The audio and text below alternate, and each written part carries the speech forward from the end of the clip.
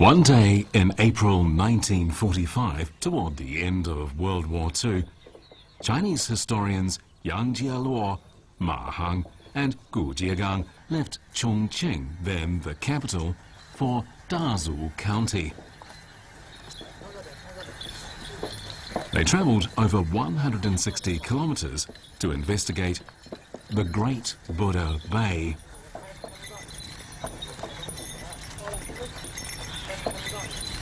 They walked down a small grassy path and up a flight of narrow, slippery stone steps leading to a dark and quiet grotto.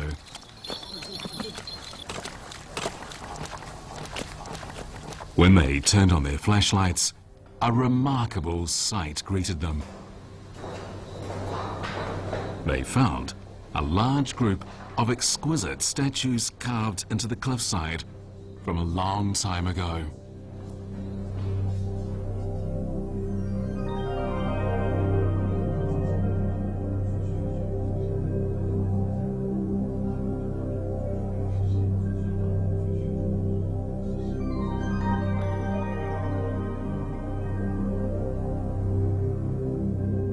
What they had discovered was a treasure that had been hidden among the weeds and stones and lost to the eyes of the world for a millennium.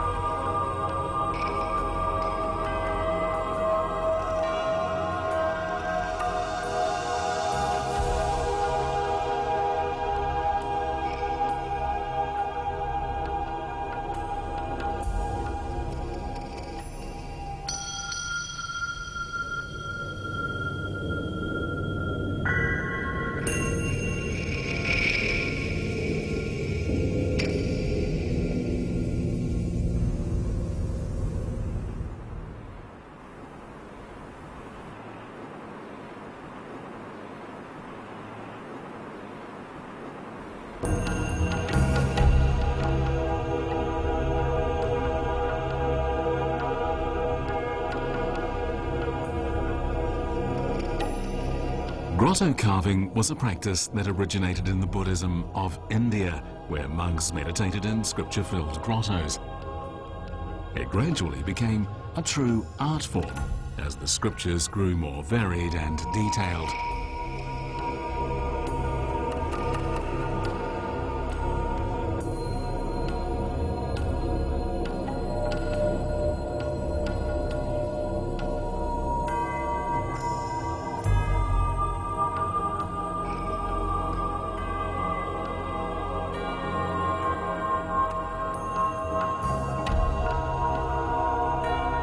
Dazu, however, seemed to be such a remote place to create such a marvel.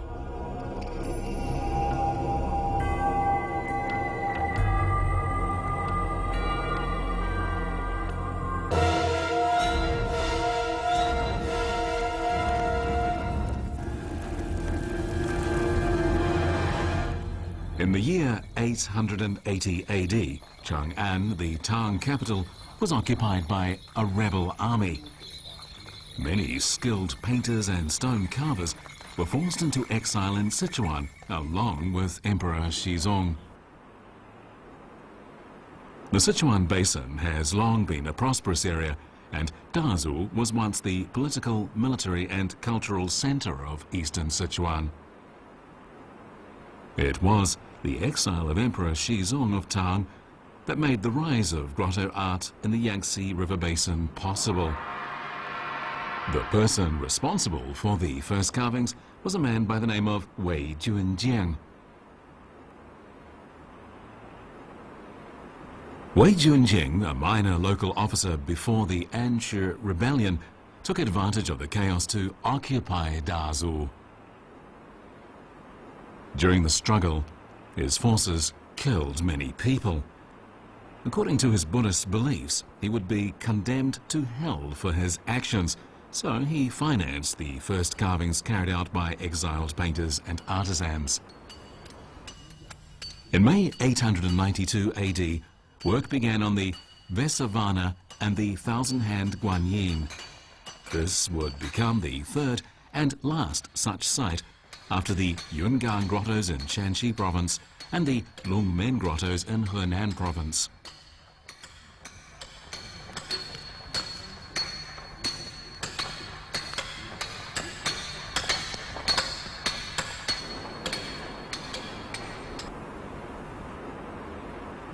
The Vesavana was the first large sculpture at Dazu. Though he wears the armor of a Chinese soldier, he has an Indian name.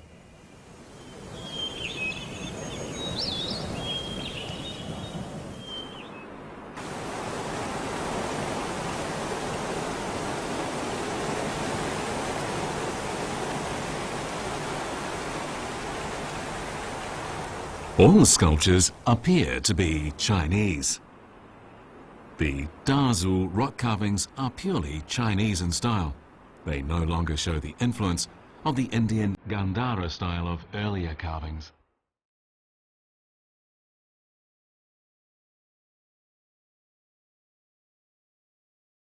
The Crown Prince bathed by 9 dragons, located on Baoding Mountain, depicts 9 golden dragons bathing the newborn Sakyamuni. In Indian Buddhism, they are snakes, but as snakes are regarded in China as evil, they've been replaced by golden dragons, representing authoritativeness and auspiciousness.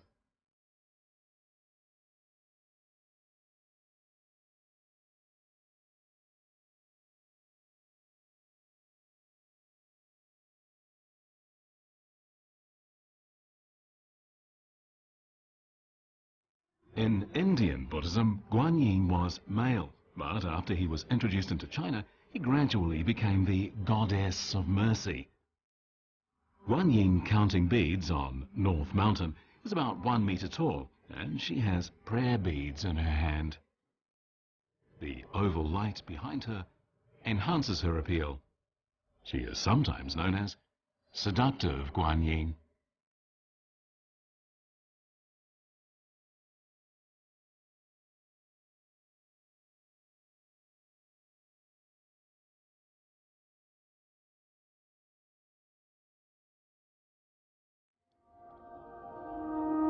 The image of thousand-hand Guanyin is common in Buddhism. It appears in many places in China. Normally, a Buddha has 12 hands at most.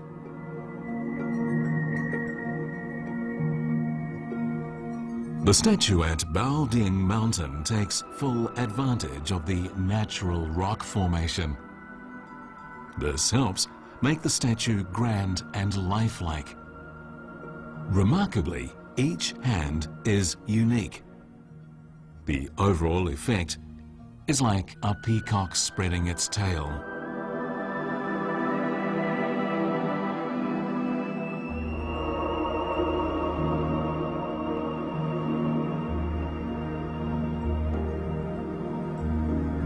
Up to the 17th century, no one was certain just how many hands there were.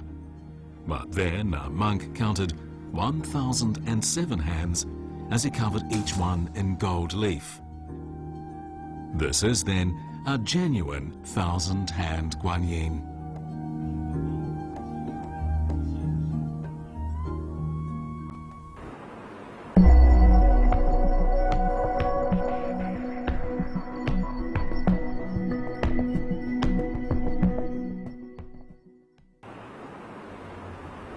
Interestingly, the carvings on North Mountain are mainly Buddhist, but the carvings on South Mountain, less than 5 kilometers away, are mainly Taoist. Some carvings occupy the whole area, and some are grouped with others. The reason is connected to the history of the 3 major religions of China.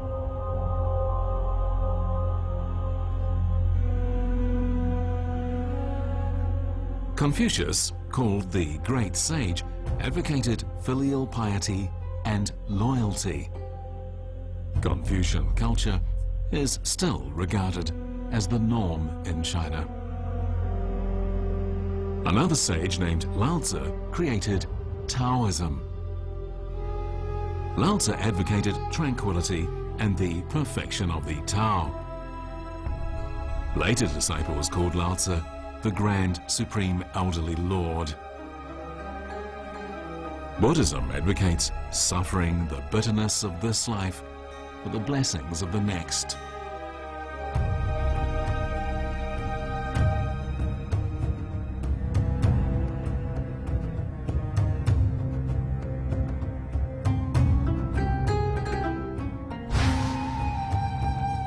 The 6 great divisions in the Wheel of Karma depicted at Baodian Mountain is an interpretation of the fundamental doctrines of Buddhism with the 3 worlds and the 6 divisions.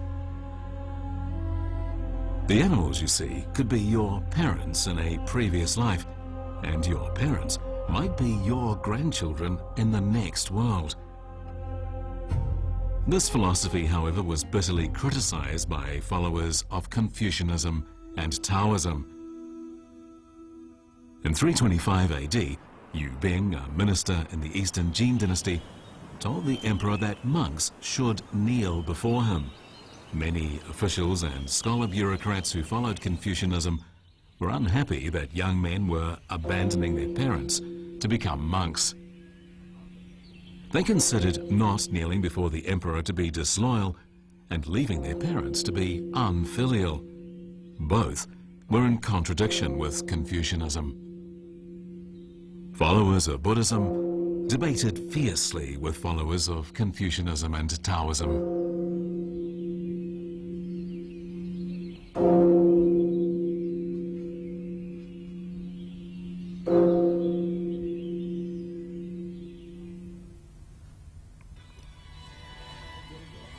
In the 3rd century AD, a Buddhist monk named Bo Yuan and a Taoist named Wang Fu often debated about which was better, Buddhism or Taoism. Wang Fu always seemed to lose. To prove the orthodoxy of Taoism, Wang Fu meditated, and then he wrote a book called Laozi's Conversion of the Barbarians. According to his book, Laozi, the creator of Taoism, went to India and assigned one of his disciples to become Sakyamuni and create Buddhism. Buddhists countered with a book called the Quietism Sutra, which claimed that Sakyamuni sent 3 disciples to educate people. One of these was Wudang Bodhisattva, who was Confucius, and one was Guangjing Bodhisattva, who was Yanhui, a disciple of Confucius. The 3rd was Mahakassapa, who was Laozi. In retaliation against Taoists, Buddhists also attacked Confucianism. Later, the participation of political forces intensified the conflict, eventually resulting in violence.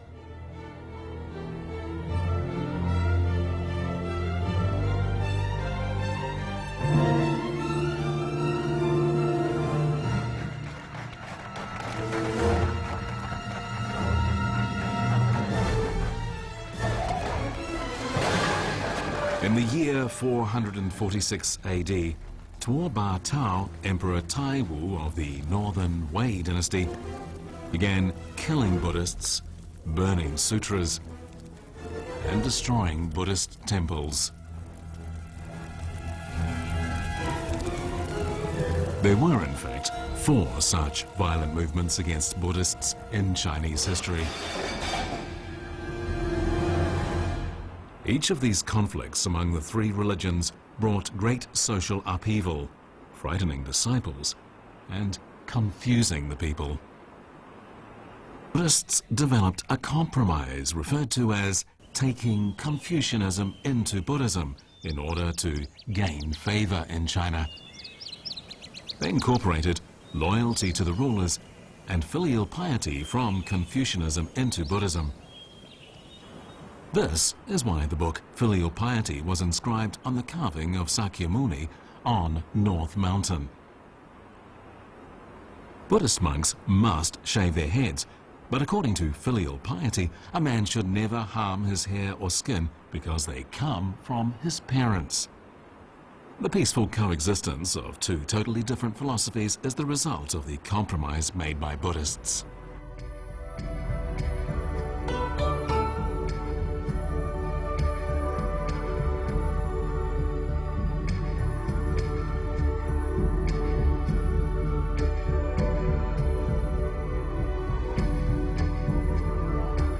The gradual fading of conflict among the three religions made it possible for the niche of Sakyamuni and the niche of the Jade Emperor to be separated by just a wall.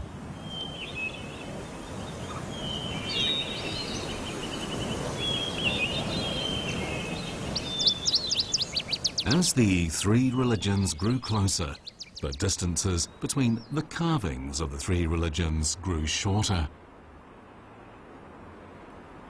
There are three grottos next to each other with carvings on the eastern part of Stone Seal Mountain.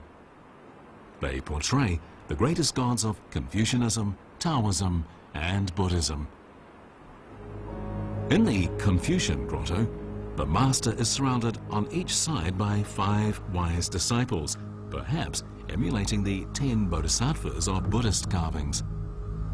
This is a reflection of the conflict and fusion among the three religions.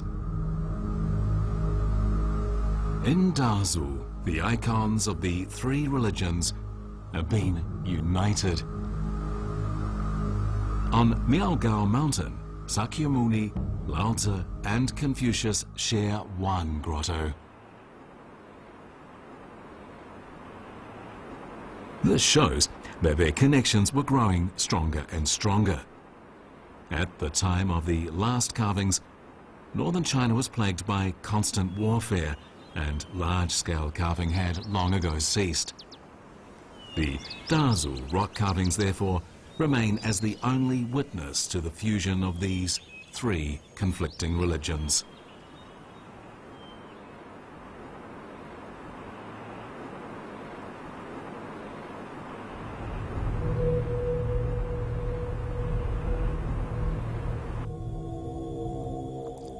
The Dazu rock carving showed a trend towards localization in both form and concept, but ordinary people found it hard to understand the complex Buddhist doctrines from the obscure cave art.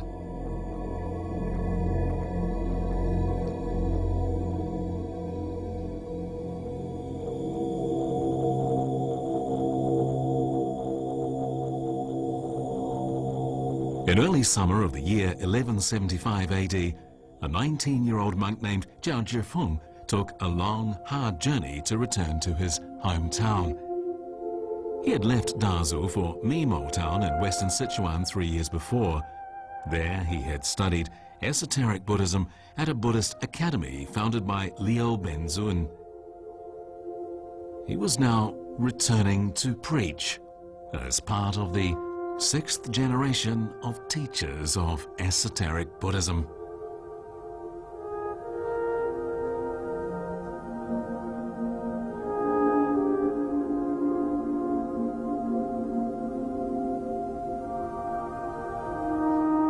Zhao Zhifeng decided a good way to spread the doctrine was to carve the stories and figures of the sutras on the cliffs at Wudang Mountain in sequence. He turned the complex sutras into understandable and interesting carvings.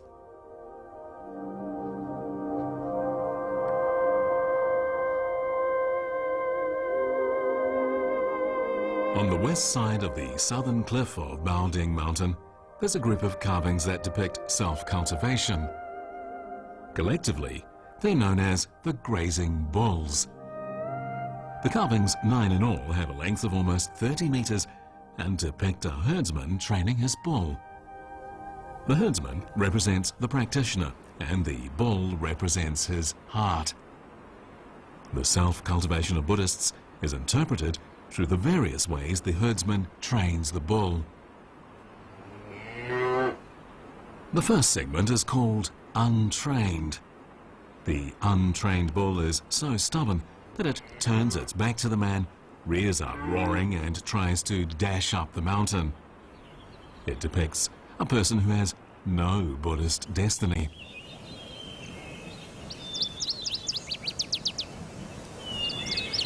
In the 8th scene, called Meditation, the bull drops its head to lick its hoof, while the herder calmly sits barefoot on a rock, his hands crossed on his belly. His head is turned slightly, as if to look at the next scene, in which the herder plays a flute. This shows the man is by now free from all earthly concerns. The last picture is called Double Oblivion. The bull is now fully tame, and he's kneeling on the ground. The shirtless herdsman, meanwhile, is napping in the shade. A little monkey hangs from a tree to steal his clothes, but the herdsman is unperturbed. The scene shows that the herdsman has now freed himself from restlessness and indecisiveness to being the person has improved his mental state, but has not yet become a Buddha. He needs to continue working and be questioned by the Buddhist masters for the final stage. The Cave of Full Enlightenment is concerned with this questioning.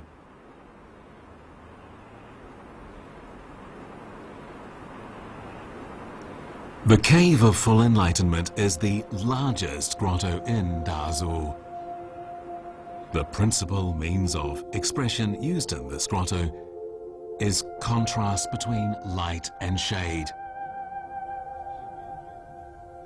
The inside of the cave is mainly in shade with patches of light.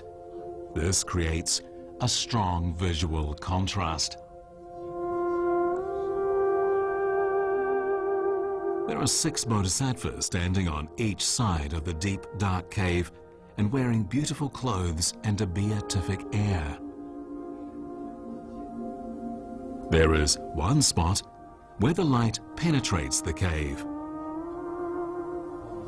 The light falls on people kneeling before Buddha. This is the visual center of the cave.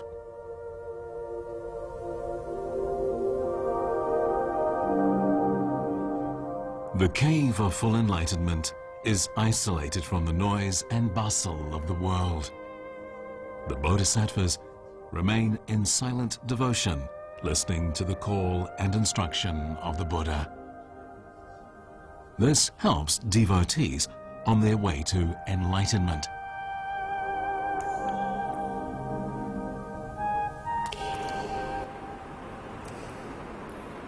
You can often hear the sound of water dripping in the large and quiet cave. Zhao Zhifeng took advantage of the cave's natural structure to accomplish this.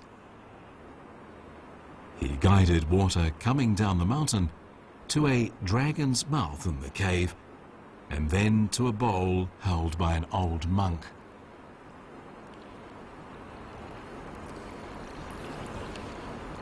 The sound of the water trickling into the bowl makes the cave seem more holy.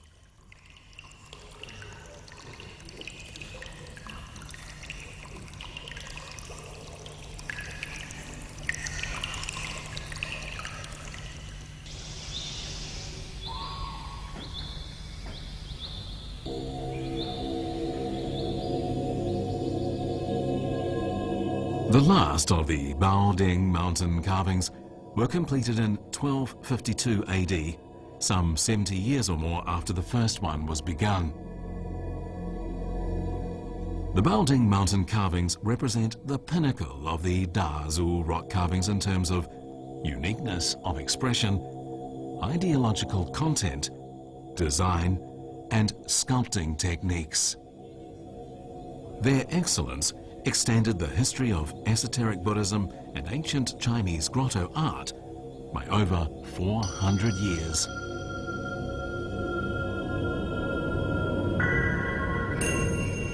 Zhao Zhifeng was now over 90 years old.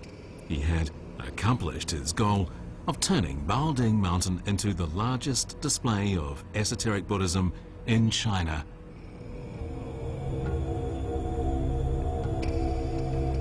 By this time, it had been 300 years since Wei Junjing had the first sculpture created, and now there were nearly 100 grottos containing 10,000 carvings.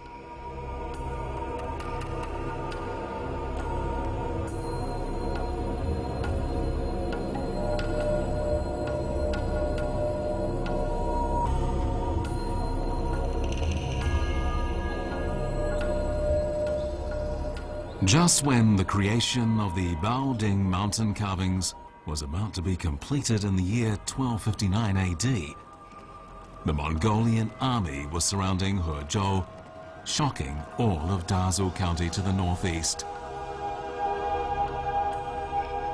The artisans on Baoding Mountain dropped their tools and ran for their lives.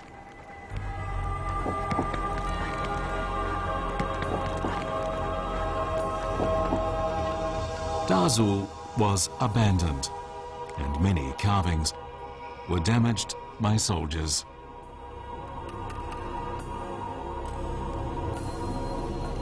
On the west side of Baoding Mountain, there are still some unfinished sculptures.